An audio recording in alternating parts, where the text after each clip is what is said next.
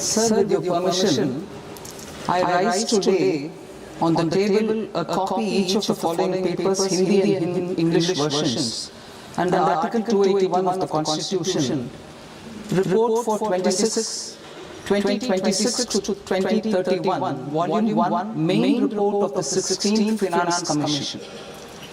2. Report for 2026-2031, Volume 2, Annexures of the 16th Finance Commission. Number 3. Explanatory memorandum as to the action taken on the recommendations contained in the above report. Item number 2, माननीय वित्त मंत्री Nirmala Sitharaman ji.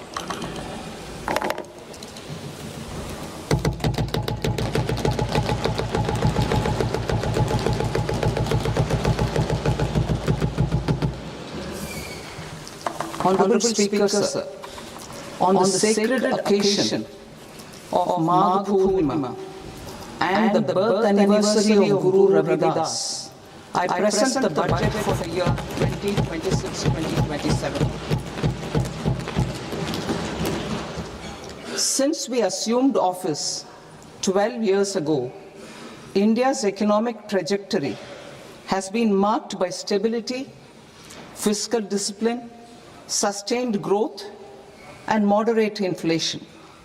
This is the result of conscious choices we have made, even in times heightened uncertainty and disruption.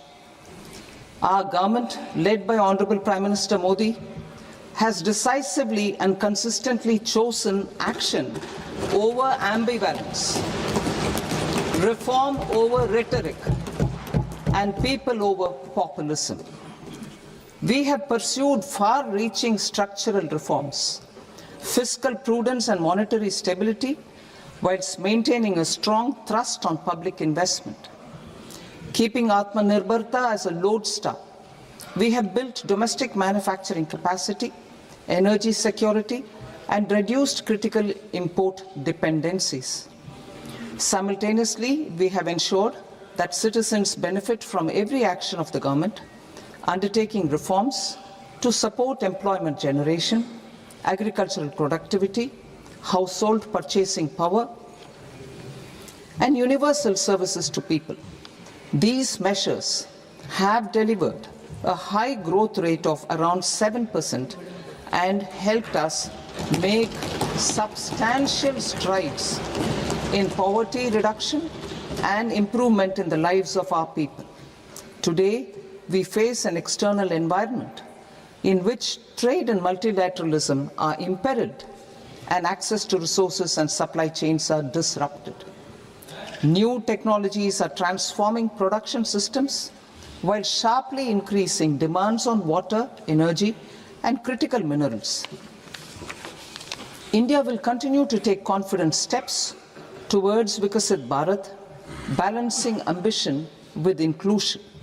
As a growing economy with expanding trade and capital needs, India must also remain deeply integrated with global markets, exporting more and attracting stable long-term investment. As I begin Part A, I want to express my gratitude to the people for standing firmly with us as we forge our way together towards becoming one of the largest economies of the world.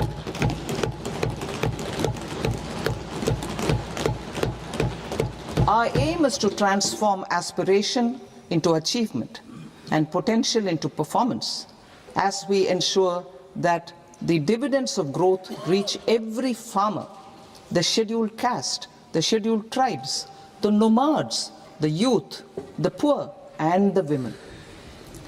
In Vikasit Bharat Young Leaders Dialogue 2026, several innovative ideas were shared with our Prime Minister, which have inspired many of the proposals, making this a unique Yuva Shakti-driven budget.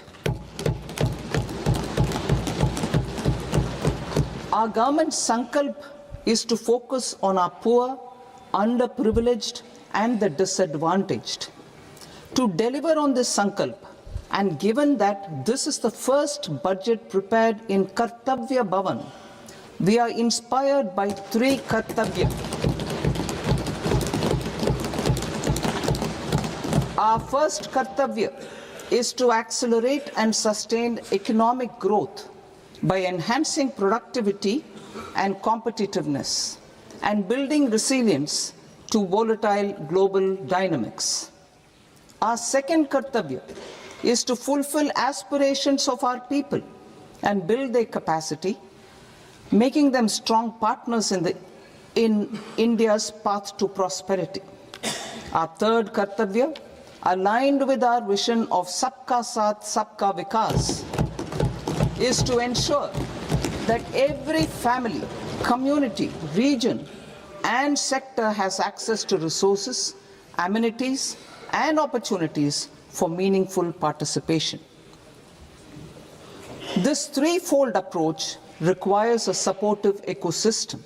The first requirement is to sustain the momentum of structural reforms, continuous, adaptive, and forward-looking. Second, a robust and resilient financial sector is central to mobilizing savings, allocating capital efficiently, and managing risks. Third, cutting-edge technologies, including AI applications, can serve us as force multipliers for better governance. Reform Express. Our government has undertaken comprehensive reforms towards creating employment, boosting productivity, and accelerating growth. After the Prime Minister's announcement on Independence Day in 2025, over 350 reforms have been rolled out. This includes GST simplification, notification of labor codes, and rationalization of mandatory quality control orders. High-level committees have been formed, and in parallel, the central government is working with the state governments on deregulation and reducing compliance requirements.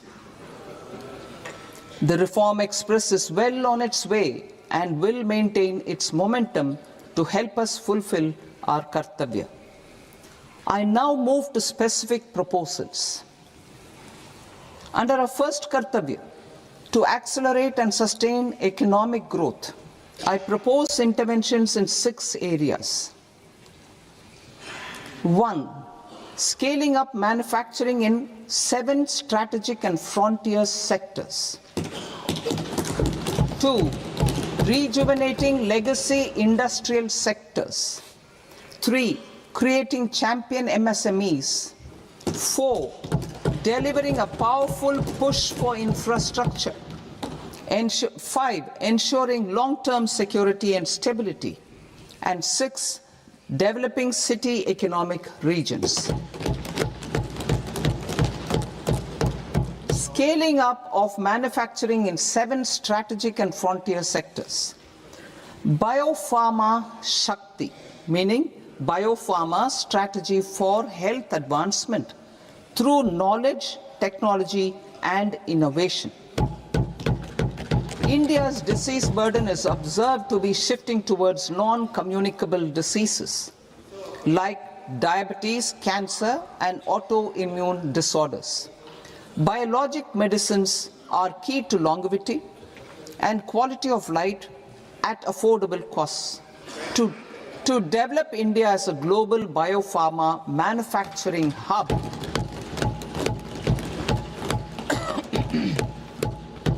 I propose the Biopharma Shakti with an outlay of 10,000 crores over the next 5 years. This will build the ecosystem for domestic production of biologics and biosimilars. The strategy will include a biopharma-focused network with 3 new national institutes of pharmaceutical education and research, popularly known as NIPERs, and upgrading 7 existing ones. It will also create a network of 1,000 accredited India clinical trials sites We propose to strengthen the Central Drug Standard Control Organization to meet global standards and approve timeframes through and approval timeframes through a dedicated scientific review cadre and specialists. India's Semiconductor Mission 1.0 expanded India's semiconductor sector capabilities. Building on this, we will launch ISM 2.0 to produce equipment and materials, design full-stack Indian IP, and fortify supply chains. We will also focus on industry-led research and training centers to develop technology and skilled workforce.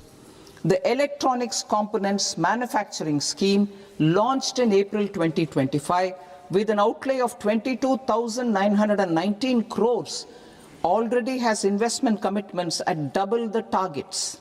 We propose to increase the outlay to 40,000 crores to capitalize on this momentum.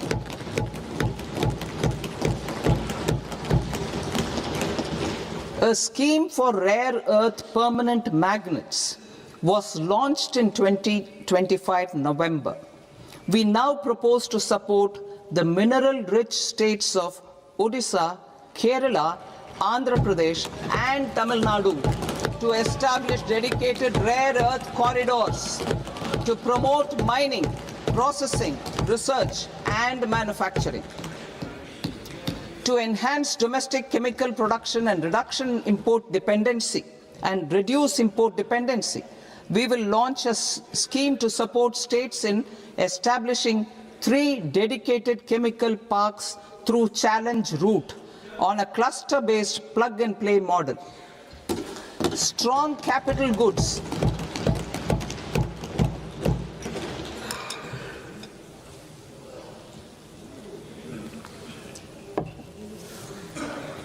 Strong capital goods capability is a determinant of productivity and quality across different sectors.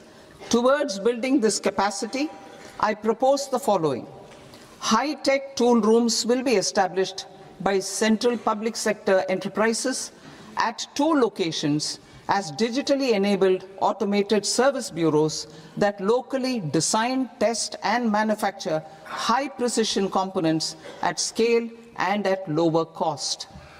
2. A scheme for enhancement of construction and infrastructure equipments will be introduced to strengthen domestic manufacturing of high value and technologically advanced CIE. This can range from lifts in a multi-storied apartment or firefighting equipment in multiplexes, large or small, and to tunnel boring equipments for building metros and high-altitude roads. I also propose a scheme for container manufacturing to create a globally competitive container manufacturing ecosystem with a budgetary allocation of 10,000 crores over a 5-year period.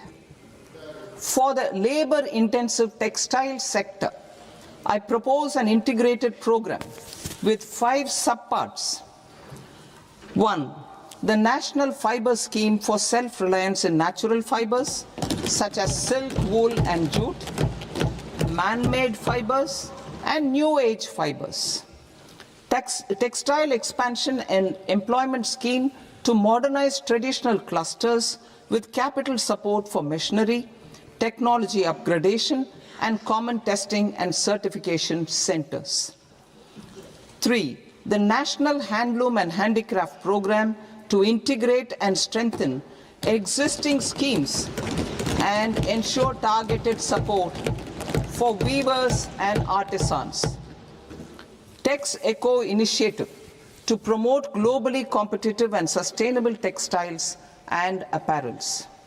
Samarth 2.0 to modernize the upgrade the textile skilling ecosystem through collaboration with industry and academic institutions. Further, I propose to set up mega textile parks in challenge mode, They can also focus on bringing value addition to technical textiles. I propose to launch the Mahatma Gandhi Gram Swaraj initiative to strengthen khadi, handloom and handicrafts. This will help in global market linkage and branding. It will streamline and support training, skilling, quality of process and production. This will benefit our weavers, village industries, one district, one product ODOP initiative, and also our rural youth. India has the potential to emerge as a global hub for high quality, affordable sports goods. I propose a dedicated initiative for sports goods that will promote manufacturing, research, and innovation in equipment design as well as material sciences. Rejuvenation of legacy industrial clusters. I propose to introduce a scheme to revive 200 legacy industrial clusters to improve their cost competitiveness and efficiency through infrastructure and technology upgradation. Creating champion SMEs and supporting micro enterprises. Recognizing MSMEs as a vital engine of growth, I propose a three-pronged approach to help them grow as champions. Equity support. I propose to introduce a dedicated 10,000 crores SME growth fund to create future champions, incentivizing enterprises based on select criteria. I also propose to top up the Self-Reliant India Fund set up in 2021 with 2,000 crores to continue support to micro enterprises and maintain their access to risk capital. Liquidity support. With TREDS, more than 7 lakh crore has been made available to MSMEs. To leverage its full potential, I propose 4 measures. 1. Mandate TREDS as the transaction settlement platform for all purchases from MSMEs by CPSEs, serving as a benchmark for other corporates. 2. Introduce a credit guarantee support mechanism through CGT MSE for invoice discounting on TREDS platform. 3. Link GEM with TREDS for sharing information with financiers about government purchases from MSMEs, encouraging cheaper and quicker financing. 4. Introduce TREDS receivables as asset-backed securities, helping develop a secondary market, enhancing liquidity and settlement of transactions. Professional support. Government will facilitate professional institutions such as the ICAI, ICSI, ICMAI to design short-term modular courses and practical tools to develop a cadre of corporate mitras, especially in Tier 2 and Tier 3 towns. These accredited para-professionals will help MSMEs meet compliance requirements at affordable costs. Infrastructure. During this past decade, our government has undertaken several initiatives for large-scale enhancement of public infrastructure, including through new financing instruments such as Infrastructure Investment Trust (InvITs) and Real Estate Investment Trust (REITs), and institutions like NIIF and NABFID. We shall continue to focus on developing infrastructure in cities with over 5 lakh population, that is Tier 2, Tier 3 cities, which have expanded to become growth centers. Public capital expenditure has increased manifold from 2 lakh crore in 2014-15 to an allocation of 11.2 lakh crore in BE 25-26. In this coming year, that is financial year 2026-27, I propose to increase it to 12.2 lakh crores to continue the momentum. To strengthen the confidence of private developers regarding risks during infrastructure development and construction phase, I propose to set up an infrastructure risk guarantee fund to provide prudentially calibrated partial credit guarantee to lenders. Over the years, rights have emerged as a successful instrument for asset monetization.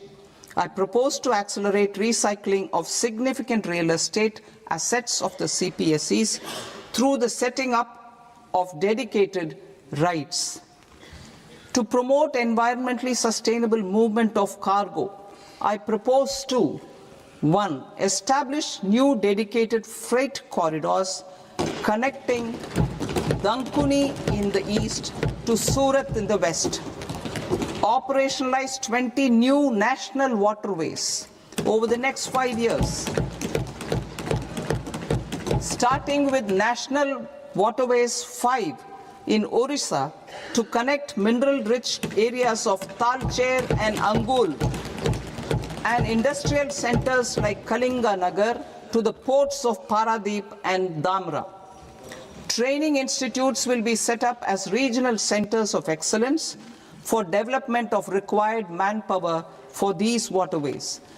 This will benefit youth in the entire stretch of the waterways to train and acquire skills. Further, a ship repair ecosystem catering to inland waterways will also be set up at Varanasi and Patna.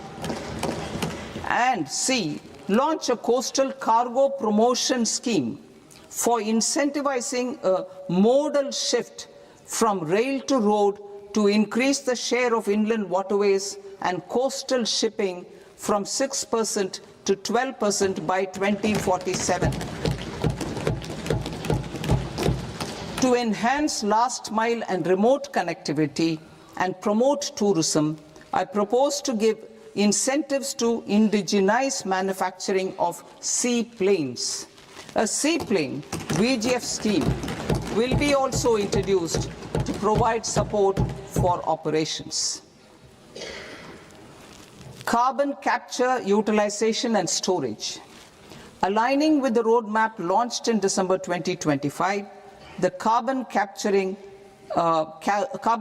utilization and storage technologies at scale will achieve higher readiness and in end-use application across 5 industrial sectors, including power, steel, cement, refineries, and chemicals. An outlay of 20,000 crore is proposed over the next 5 years for this purpose. City economic regions. Cities are India's engines of growth, innovation, and opportunities. We shall now focus on Tier 2, Tier 3 cities, and even temple towns, which need modern infrastructure and basic amenities. This budget aims to further amplify the potential of cities to deliver the economic power of agglomerations by mapping city economic regions based on their specific growth drivers. An allocation of 5,000 crore per CER over 5 years is proposed for implementing their plans through a challenge mode with a reform-cum-result-based financing mechanism. In order to promote environmentally sustainable passenger systems, we will develop 7 high-speed rail corridors between cities as growth connectors, namely Mumbai to Pune, Pune to Hyderabad, Hyderabad to Bengaluru, Hyderabad to Chennai, Chennai to Bengaluru, Delhi to Varanasi, Varanasi to Siliguri.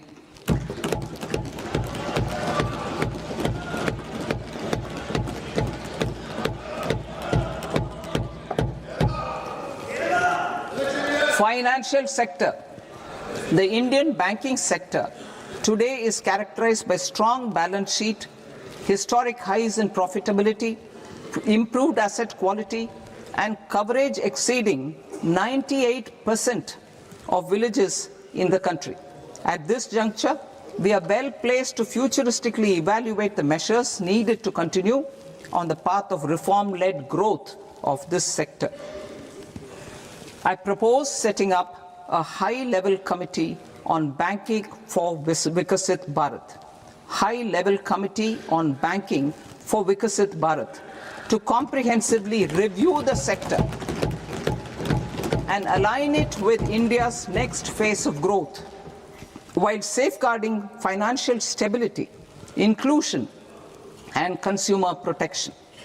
The vision for NBFCs for Vikasit Bharat has been outlined with clear targets for credit disbursement and technology adoption in order to achieve scale and improve efficiency in the public sector NBFCs. As a first step, it is proposed to restructure the Power Finance Corporation and Rural Electrification Corporation. I propose a comprehensive review of the foreign exchange management non-debt instruments rules to create a more contemporary, user-friendly framework for foreign investments consistent with India's evolving economic priorities. Corporate bond market. I propose to introduce a market-making framework with suitable access to funds and derivatives on corporate bond indices. I also propose to introduce total return swaps on corporate bonds. Municipal bonds. To encourage the issuance of municipal bonds of higher value by larger cities, I propose an incentive of 100 crore rupees for a single bond issuance. 100 crore rupees for a single bond issuance of more than 1,000 crore. The current scheme under Amrit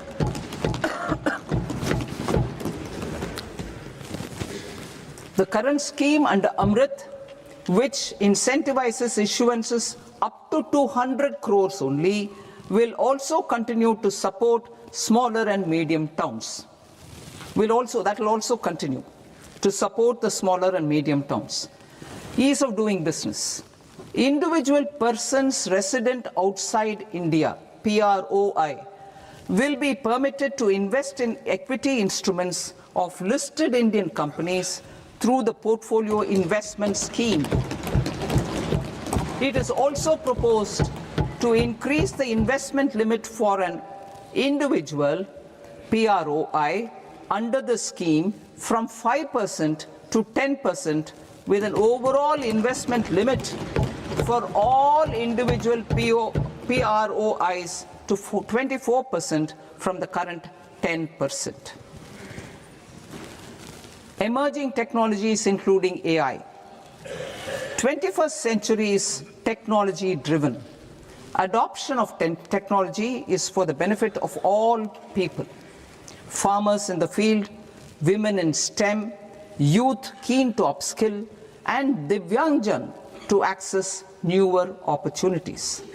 The government has taken several steps to support new technologies through AI Mission, National Quantum Mission, Anusandhan National Research Fund, and Research and Development and Innovation Fund.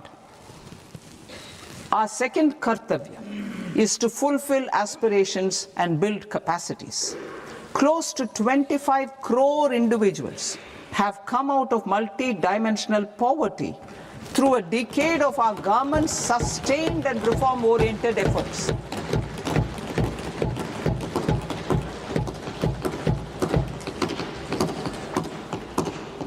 Our government has therefore decided to place a renewed emphasis on the service sector to provide a pathway to fulfilling aspirations of a youthful India with the following measures. I propose to set up a high-powered Education to Employment and Enterprises Standing Committee to recommend measures that focus on services sector as a core driver of Vikasit Bharat. This will make us a global leader in services with a 10% global share by 2047. The committee will prioritize areas to optimize the potential for growth, employment, and exports. They will also assess the impact of emerging technologies, including AI, on jobs and skill requirements and propose measures thereof. To create a range of skilled career pathways, a new range of skilled career pathways for our youth, I propose interventions in the following sectors. Health. Existing institutions for allied health professionals will be upgraded and new AHP institutions established in private and government sectors. This will cover 10 selected disciplines, including optometry, radiology, anesthesia, OT technology, applied psychology and behavioral health, and add 1 lakh AHPs over the next 5 years. A strong care system covering geriatric and allied care services will be built. A variety of NSQF aligned programs will be developed to train multi-skilled caregivers, combining core care and allied skills such as wellness, yoga, and operation of medical assistive devices. In the coming year, 1.5 lakh caregivers will be trained.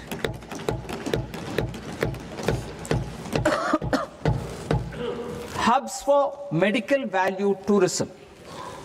To promote India as a hub for medical tourism services, I propose to launch a scheme to support states in establishing 5 regional medical hubs in partnership with the private sector. These hubs will serve as integrated healthcare complexes that combine medical, educational, and research facilities. They will have Ayush centers, medical value tourism facilitation centers, and infrastructure for diagnostics, post-care, and rehabilitation. These hubs will provide diverse opportunities, job opportunities for health professionals, including doctors and AHPs. Ancient Indian yoga, already respected in several parts of the world, was given a mass global recognition when Honorable Prime Minister took it to the UN. Post-COVID, Ayurveda gained a similar global acceptance and recognition. Exporting quality Ayurveda products helps farmers who grow the herbs and youth who process the products. To meet growing global demand, a few more steps are being taken. I propose to 1. Set up 3 new All India Institutes of Ayurveda. 2. Upgrade Ayush pharmacies and drug testing labs for higher standards of certification ecosystem and make available more skilled personnel. 3. Upgrade the WHO Global Traditional Medicine Center in Jamnagar to bolster evidence-based research, training, and awareness for traditional medicine. Animal husbandry. Livestock contributes to close to 16% of farm income, including of poor and marginal households. To scale up availability of veterinary professionals by more than 20,000, I propose to roll out a loan-linked capital subsidy support scheme for establishment of veterinary and para-veterinary colleges, veterinary hospitals, diagnostic laboratories, and breeding facilities in private sector. Collaboration between Indian and foreign institutions will also be facilitated. Orange economy. India's animation, visual effects, gaming and comics sector, AVGC sector, is a growing industry projected to require 2 million professionals by 2030. I propose to support the Indian Institute of Creative Technologies, Mumbai, in setting up AVGC content creator labs in 15,000 secondary schools all over the country and 500 colleges. The Indian design industry is expanding rapidly, and yet there is a shortage of Indian designers. I propose to establish, through Challenge Route, a new National Institute of Design to boost design education and development in the eastern region of India. Education.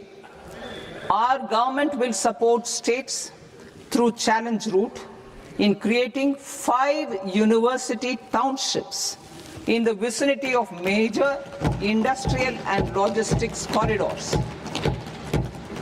These planned academic zones will host multiple universities, colleges and research institutions, skill centers and residential complexes. In higher education, STEM institutions, prolonged hours of study and laboratory work pose some challenges for girl students. Through VGF, Viability Gap Funding and capital support, one girls' hostel will be established in every district.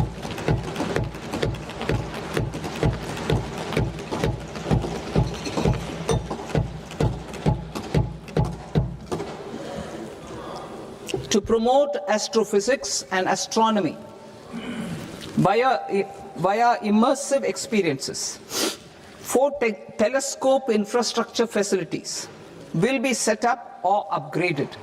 The National Large Solar Telescope, the National Large Optical Infrared Telescope, the Himalayan Chandra Telescope, and the Cosmos 2 Planetarium. Tourism. The tourism sector has the potential to play a large role in the employment generation, forex earnings, and expanding the local economy. I propose to set up a National Institute of Hospitality by upgrading the existing National Council for Hotel Management and Catering Technology. It will function as a bridge between academia, industry, and government. I also propose a pilot scheme for upskilling 10,000 guides in 20 iconic tourist sites through a standardized, high-quality, 12-week training course in hybrid mode in collaboration with the Indian Institute of Management. A national destination digital knowledge grid will be established to digitally document all places of significance, cultural, spiritual, and heritage. This initiative will create a new ecosystem of jobs for local researchers, historians, content creators, and technology partners. India has the potential and opportunity to offer world-class trekking and hiking experience. We will develop ecologically sustainable mountain trails in Himachal Pradesh, Uttarakhand, and Jammu Kashmir. Also in Araku Valley in the Eastern Ghats and Podigai Malai in the Western Ghats. Turtle trails along key nesting sites in the coastal areas of Odisha, Karnataka, and Kerala. And 3 bird watching trails along the Pulikat Lake in Andhra Pradesh, Tamil Nadu. It's on the border. Under the visionary leadership of Honorable Prime Minister, we established the International Big Cat Alliance in 2024. This year, India is hosting the first ever Global Big Cat Summit, where heads of governments and ministers from 95 range countries will deliberate on collective strategies for conservation. Heritage and culture tourism. I propose to develop 15 archaeological sites, including Lothal, Dholavira, Rakhi-Gadi, Adichanallur, Saranath, Hastinapur, and Leh Palace into vibrant experiential cultural destinations. Excavated landscapes will be open to the public through curated walkways. Immersive storytelling skills and technologies will be introduced to help conservation labs, interpretation centers, and guides. The sports sector provides multiple means of employment, skilling, and job opportunities. Taking forward the systematic nurturing of sports talent, which is set in motion through the Khelo India program earlier, I propose to launch a Khelo India mission to transform the sports sector over the next decade. The mission will facilitate an integrated talent development pathway supported by training centers, which are foundational, intermediate, and elite levels. B, systematic development of coaches and support staff. C, integration of sports science and technology. D, competitions and leagues to promote sports culture and provide platforms. And E, development of sports infrastructure for training and competition. Our third Kartavya aligns with our vision of Sabka Saath, Sabka Vikas towards Vikasit Bharat. This requires targeted efforts for 1. Increasing farmer incomes through productivity enhancement and entrepreneurship, with special attention to small and marginal farmers. B. Empowering Divyangjan through access to livelihood opportunities, training, and high-quality assistive devices. C. Empowering the vulnerable to access mental health and trauma care. D. Focus on the Purvodaya states and the Northeast region to accelerate development and employment opportunities. Fisheries. We will undertake initiatives for integrated development of 500 reservoirs and Amrit Sarovars. 2. Strengthen the fisheries value chain in coastal areas and enable market linkages involving startups and women-led groups together with fish farmer producer organizations. Animal husbandry. To provide quality employment opportunities in rural and peri-urban areas, we will support the animal husbandry sector in entrepreneurship development through A. A credit-linked subsidy program. B. Scaling up and modernization of livestock enterprises. C. Enhanced creation of livestock, dairy, and poultry. Enhanced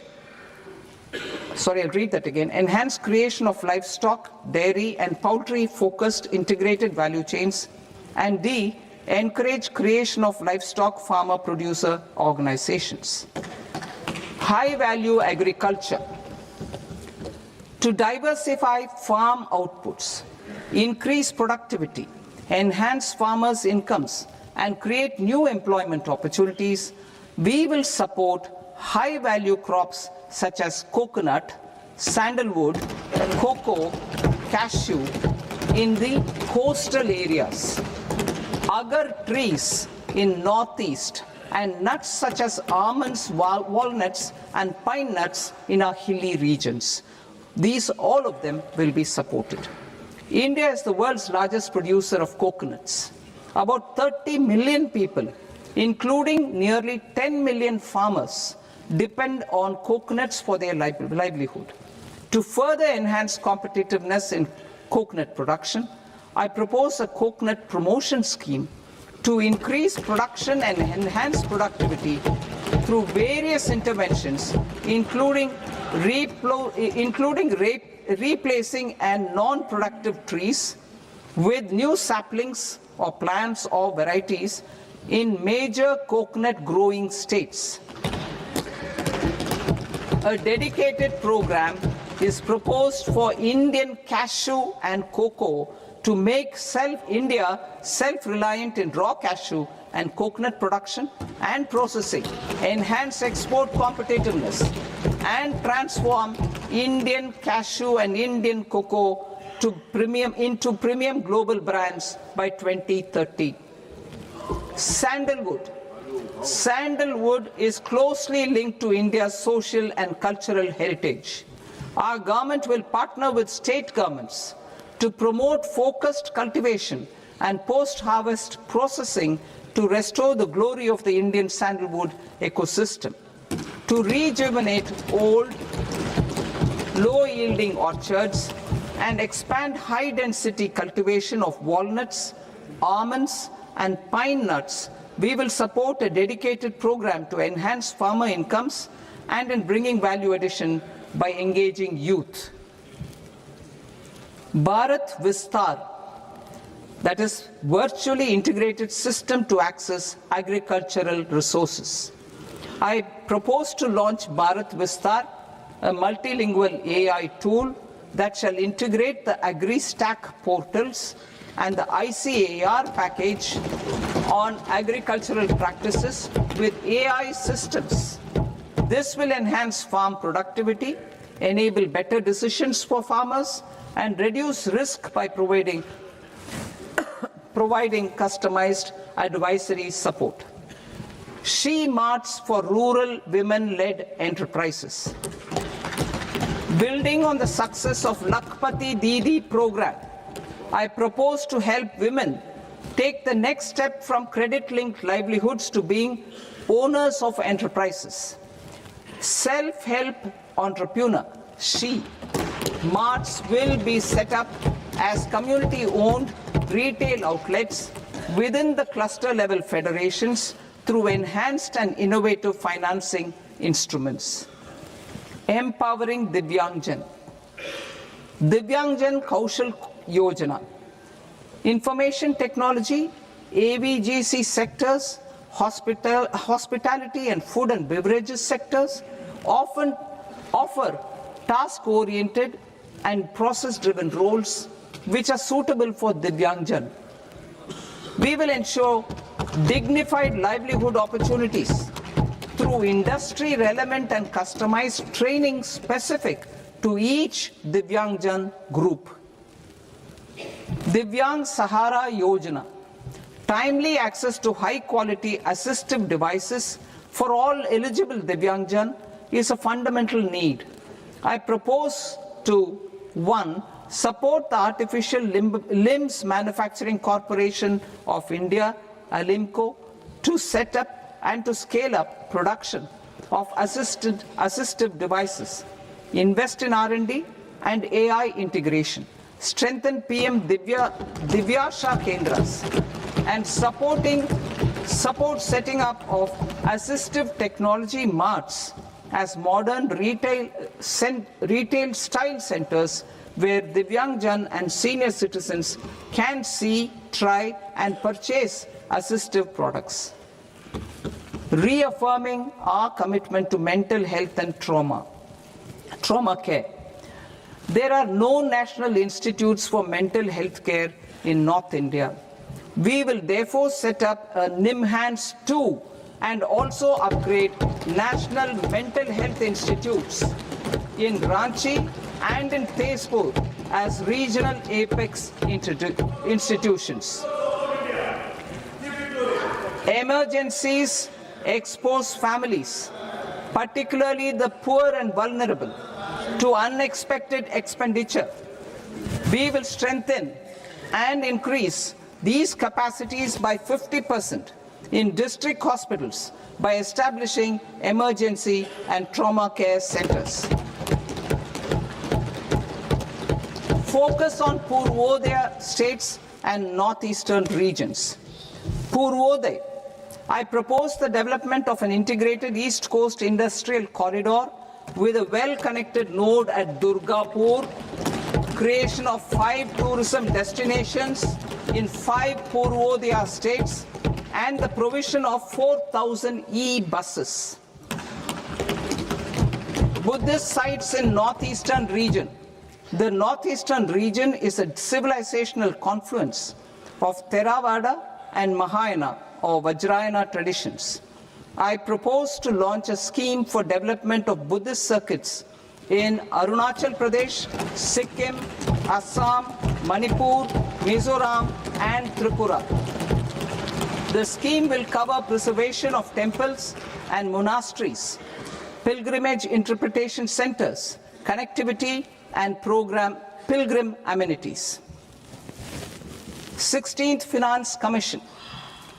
On 17th November 2025, the 16th Finance Commission submitted its report to the President. As mandated under Article 281 of the Constitution, the government is to lay the report along with the explanatory memorandum on the action taken report on the recommendations of the Commission in Parliament, which, Sir, Honourable Speaker, you've allowed me to do at the commencement of this session. The government has accepted the recommendation of the Commission to retain the vertical share of devolution at 41%. As recommended by the Commission, I have provided 1.4 lakh crores of rupees to the states for the year 2026-2027 as Finance Commission grants. These include rural and urban local body and disaster management grants. Fiscal consolidation. Government has been delivering on our fiscal commitments consistently without compromising on social needs. To strive towards accepted standards of fiscal management in Budget 25-26, I had indicated that the central government would target reaching a debt-to-GDP ratio of 50 plus or minus 1% by 2030-31. In line with this, the debt-to-GDP ratio is estimated to be 55.6% of GDP in BE 26-27. compared to 56.1% of GDP in RE 25-26. A declining debt-to-GDP ratio will gradually free up resources for priority sector lending and expenditure by reducing the outgo on interest payments. One of the main operational instruments for debt targeting is the fiscal deficit. I am happy to inform this august House that I fulfilled my commitment made in 2021-2022 to reduce fiscal deficit below 4.5% of GDP by 25-26. In RE 25-26, the fiscal deficit has been estimated at par with BE of 2025-26 at 4.4% of GDP. In line with the new fiscal prudence path of debt consolidation, the fiscal deficit in BE 26-27 is estimated to be 4.3% of the GDP.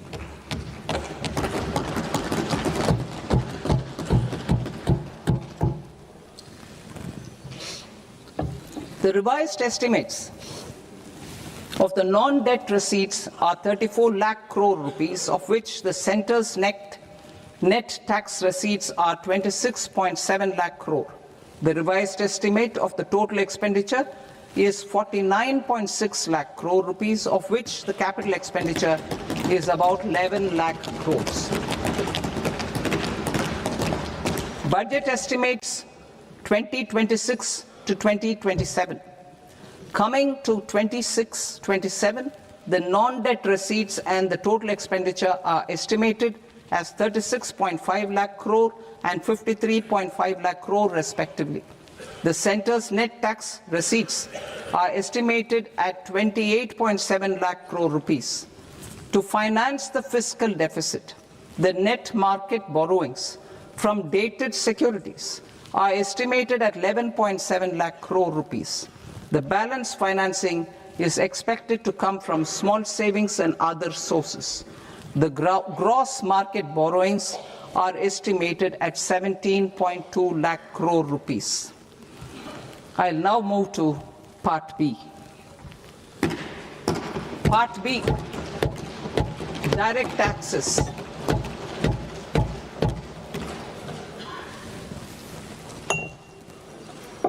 Honorable Speaker, sir, I now present my proposals on direct taxes. New Income Tax Act. In July 2024, I announced a comprehensive review of the Income Tax Act 1961. This was completed in a record time, and the Income Tax Act 2025 will come into effect from 1st April 2026. The simplified income tax rules and forms will be notified shortly, giving adequate time to taxpayers to acquaint themselves with its requirements. The forms have been redesigned such that ordinary citizens can comply without difficulty. Ease of living. I propose that any interest awarded by the Motor Accident Claims Tribunal to a natural person will be exempt from income tax, and any TDS on this account will be done away with. I propose to reduce TCS rate on the sale of overseas tour program package from the current 5% and 20% to 2% without any stipulation of amount. I propose to reduce TCS rate for pursuing education and for medical purposes under the Liberalized Remittance Scheme, popularly known as LRS, from 5% to 2%. Supply of manpower services is proposed to be specifically brought within the ambit of payment to contractors for the purpose of TDS to avoid ambiguity. Thus, TDS on these services will be at the rate of either 1% or 2% only. I propose a scheme for small taxpayers, wherein a rule-based automated process will enable obtaining a lower or nil deduction certificate instead of filing an application with the assessing officer. For the ease of taxpayer holding securities in multiple companies, I propose to enable depositories to accept Form 15G or Form 15H from the investor and provide it directly to various relevant companies. I propose to extend time available for revising returns from 31st December to up to 31st March with the payment of a nominal fee. I also propose to stagger the timeline for filing of tax returns. Individuals with ITR 1 and ITR 2 returns will continue to file till 31st July, and non-audit business cases or trusts are proposed to be allowed time till 31st August. TDS on sale of immovable property by a non-resident is proposed to be deducted and deposited through resident buyers and his or her PAN-based challan instead of requiring a TAN, which is a temporary accounting number. To address practical issues of small taxpayers like students, young professionals, tech employees, relocated NRIs, and such others, I propose to introduce a one-time 6-month foreign asset disclosure scheme for these taxpayers to disclose income or assets below a certain size. This scheme would be applicable for two categories of taxpayers, namely A, who did not disclose their overseas income or assets, and B, who disclosed their overseas income and or paid due tax but could not declare the asset acquired. For category A, the limit of undisclosed income or asset is proposed to be up to 1 crore rupees. they need to pay 30% of fair market value of asset or 30% of undisclosed income as tax and 30% as additional income tax in lieu of penalty and would thereby get immunity from prosecution. For category B, asset value is proposed to be up to 5 crore rupees. Here, immunity from both penalty and prosecution will be available with a payment of fee of 1 lakh rupees. Rationalizing penalty and prosecution. Multiplicity of proceedings are hindrance to the ease of doing business. I propose to integrate assessment and penalty proceedings by way of a common order for both. There will be no interest liability on the taxpayer on the penalty amount for the period of appeal before the first appellate authority, irrespective of the outcome of appeal process. Further, quantum of prepayment is being reduced from 20% to 10% and will continue to be calculated only on core tax demand. As an additional measure for reducing litigation, I propose to allow taxpayers to update their returns even after reassessment proceedings have been initiated, and an additional 10% tax rate over and above the rate applicable for the relevant year. The assessing officer will then use only this updated return in his proceedings. There is already a framework for immunity from penalty and prosecution in the cases of underreporting. I propose to apply this framework for immunity to misreporting too. However, in such a case, the taxpayer will need to pay 100% of the tax amount as an additional income tax over and above the tax and interest due. Penalties for certain technical defaults, such as failure to get accounts audited, non-furnishing of transfer pricing audit report, and default in furnishing statement for financial transactions are proposed to be converted into fee.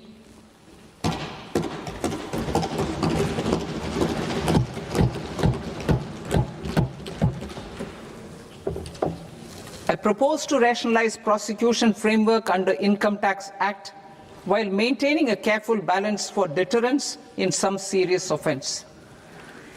Non-production of books of account and documents and requirement of TDS payment where payment is made in kind are being decriminalized. Further, minor offences will attract fine only. The remaining prosecutions will be graded commensurate with the quantum of offence. They will entail only simple imprisonment with maximum imprisonment reduced to 2 years and power to courts to convert even those into fines. There is no penalty. There is no penalty presently for non-disclosure of non-immovable foreign assets with aggregate value less than 20 lakh rupees. I propose to also provide them with immunity from prosecution with retrospective effect from 1/10/2024.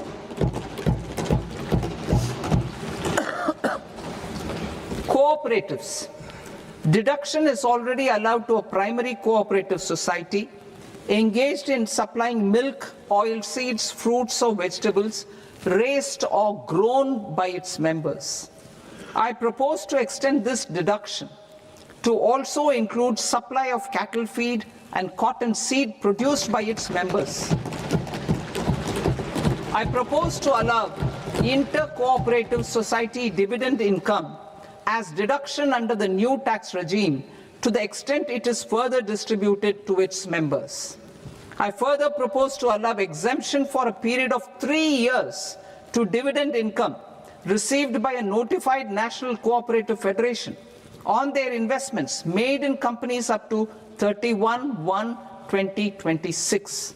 This exemption would be allowed only for dividends further distributed to its member cooperatives. Supporting IT sector as India's growth engine. India is a global leader in software development services, IT-enabled services, knowledge process outsourcing services, and contract R&D services relating to software development. These businesses and their segments are quite interconnected with each other. All these services are proposed to be clubbed under a single category of information technology services with a common safe harbor margin of 15.5% applicable to all. The threshold for availing safe harbor for IT services is being enhanced substantially from 300 crore rupees to 2,000 crore rupees. Safe harbor for IT services shall be approved by an automated rule-driven process without any need for tax officer to examine and accept the application. Once applied by an IT services company, the same safe harbor can be continued for a period of 5 years at a stretch at its choice. For IT services companies who want to conclude advanced pricing agreement, APA, I propose to fast-track unilateral APA process for IT services and endeavor to conclude it within a period of 2 years. The period of 2 years can be extended by a further period of 6 months on taxpayers' request. I propose to extend the facility of modified returns available to the entity entering APA to its associated entities also. Attracting global business and investment. Recognizing the need to enable critical infrastructure and boost investment in data centers, I propose to provide tax holiday till 2047 to any foreign company that provides cloud services to customers globally by using data center services from India. It will, however, need to provide services to Indian customers through an Indian reseller entity. I also propose to provide a safe harbor of 15% on cost in case the company providing data center services from India is a related entity. To harness the efficiency of just-in-time logistics for electronic manufacturing, I propose to provide safe harbor to non-residents for component warehousing in a bonded warehouse at a profit margin of 2% of the invoice value. The resultant tax of about 0.7% will be much lower than in competing jurisdictions. To provide fillip to toll manufacturing in India, I propose to provide exemption from income tax for 5 years to any non-resident who provides capital goods, equipment, or tooling to any toll manufacturer in a bonded zone. To encourage vast pool of global talent to work in India for a longer period of time, I propose to provide exemption to global, non-India sourced income of a non-resident expert for a stay period of 5 years under notified schemes.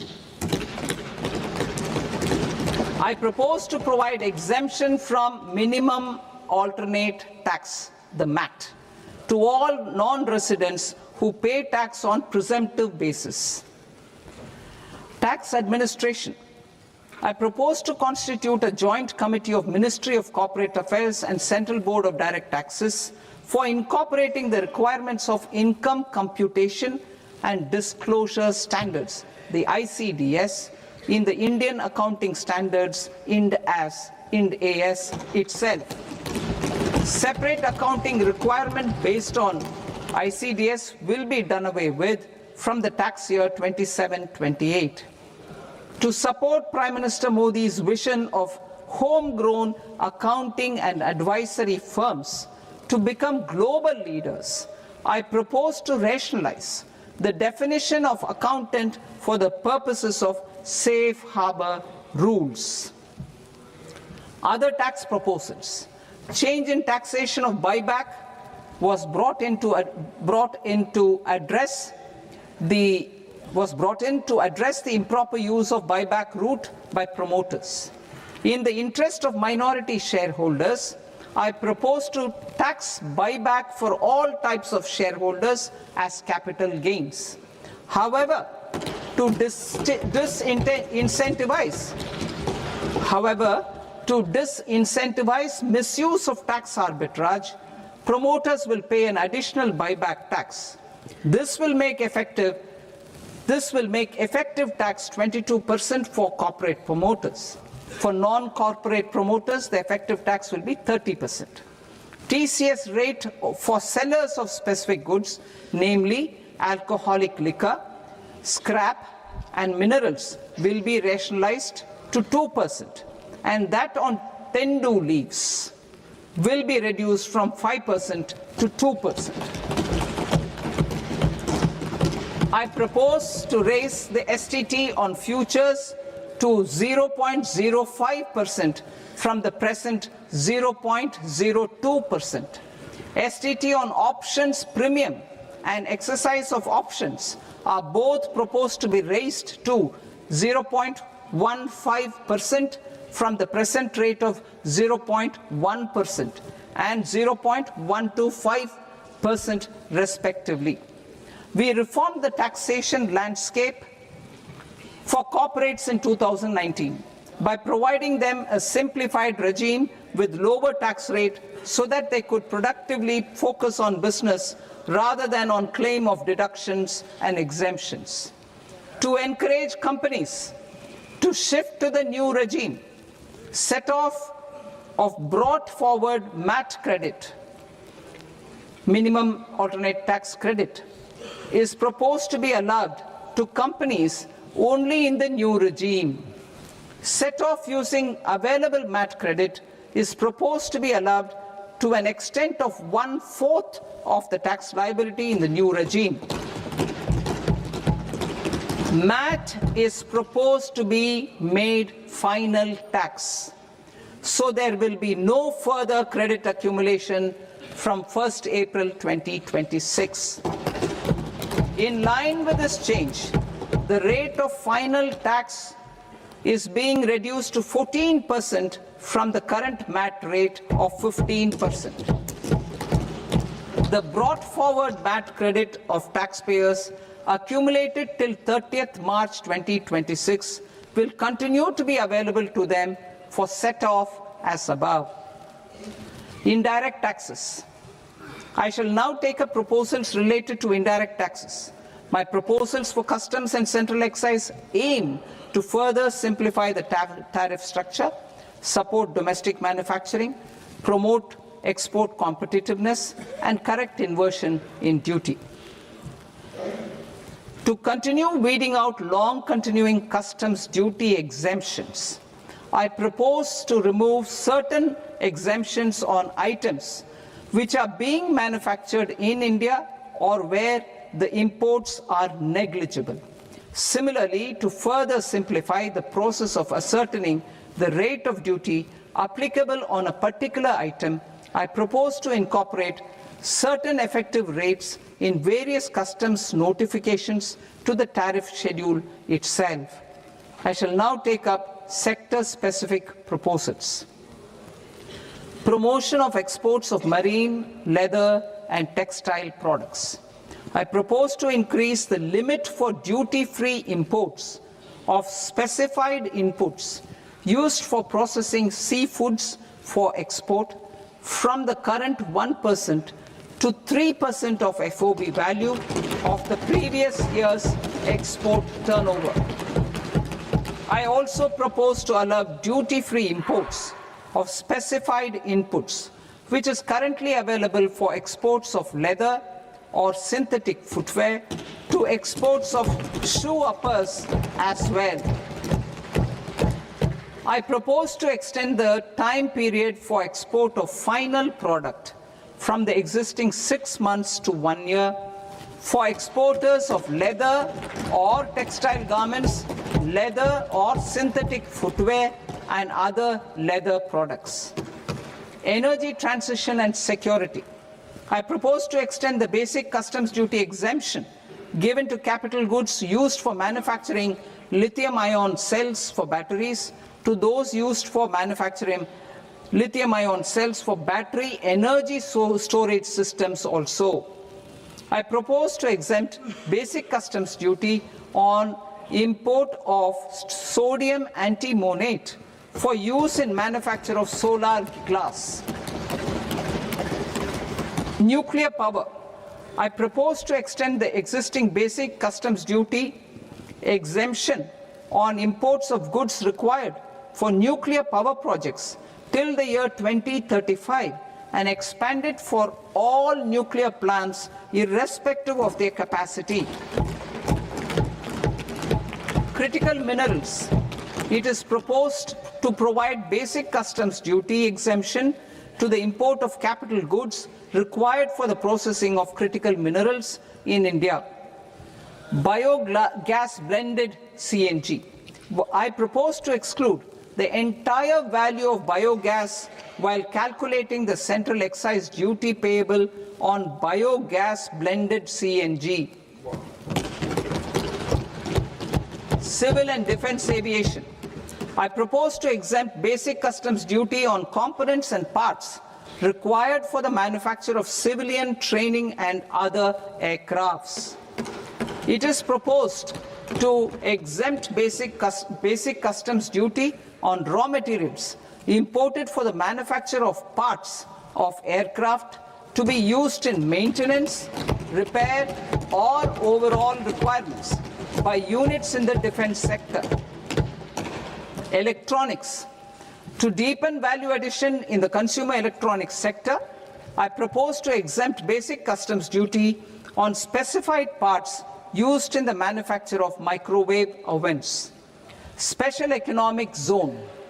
To address the concerns arising about utilization of capacity by manufacturing units in the special economic zones due to global trade disruptions, I propose as a special one-time measure to facilitate sales by eligible manufacturing units in SEZs to the domestic tariff area at concessional rates of duty.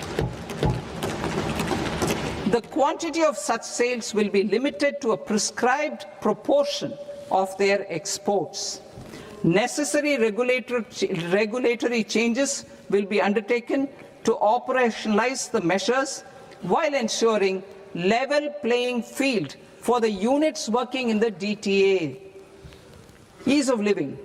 To rationalize the customs duty structure for goods imported for personal use, I propose to reduce the tariff rate on all dutiable goods imported for personal use from 20% to 10%. To provide relief to patients, particularly those suffering from cancer, I propose to exempt basic customs duty on 17 drugs or medicines.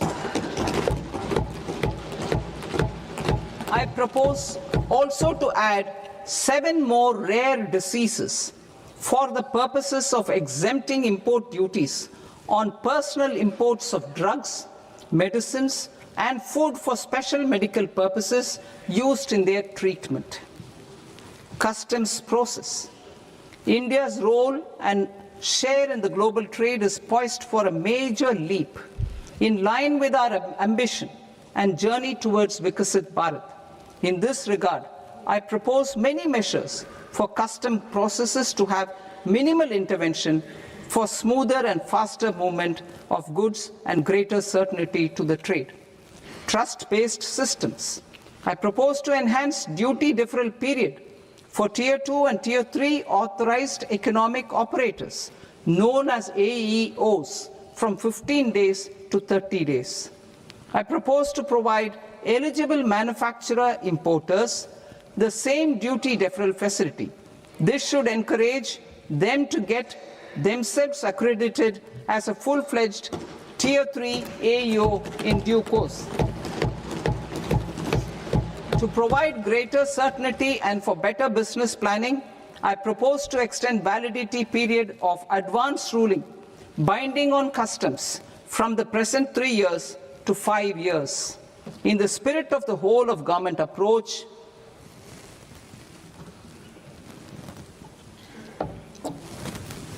government agencies will be encouraged to leverage AEO accreditation for preferential treatment in clearing their cargo.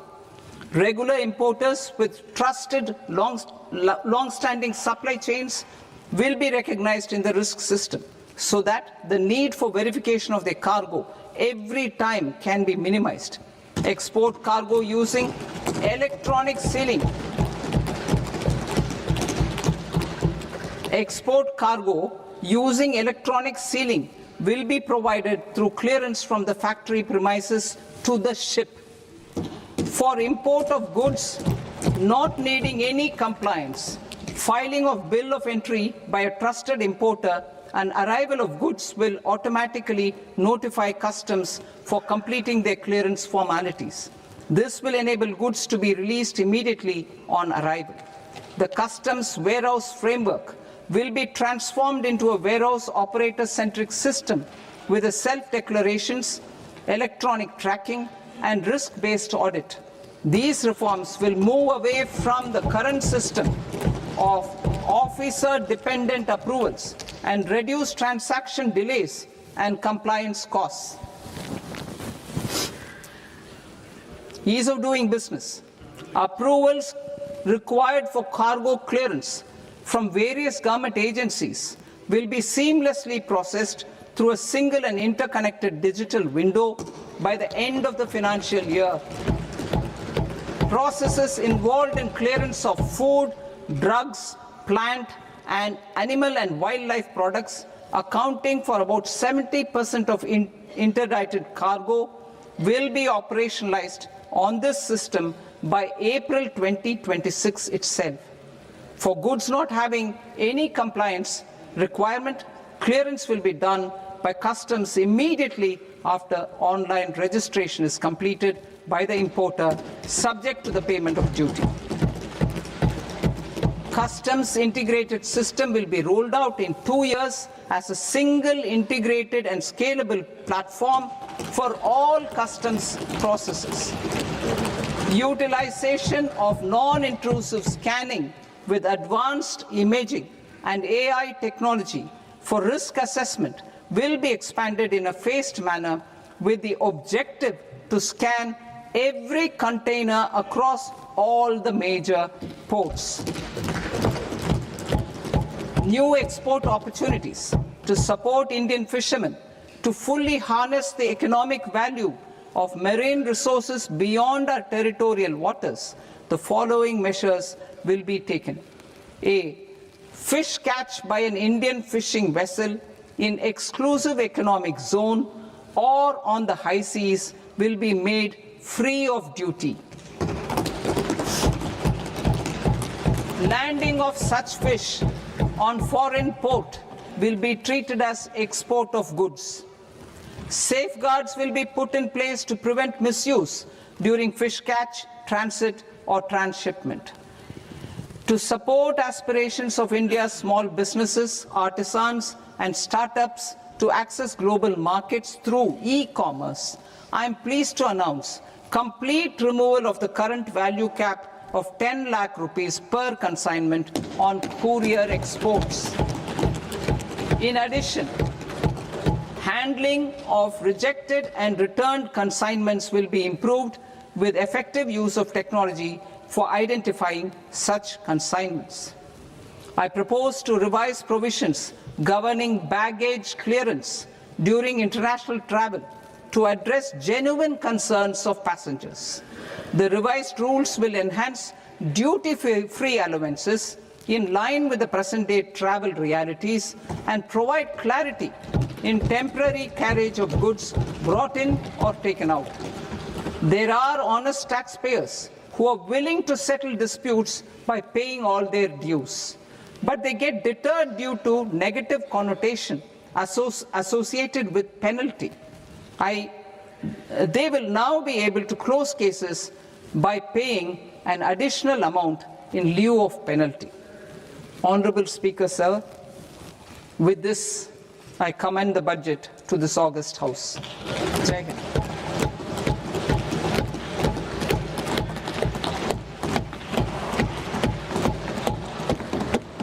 One and a half hours.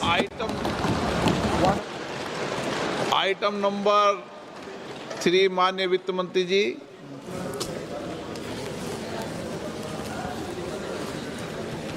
Item number 2, sir. 3।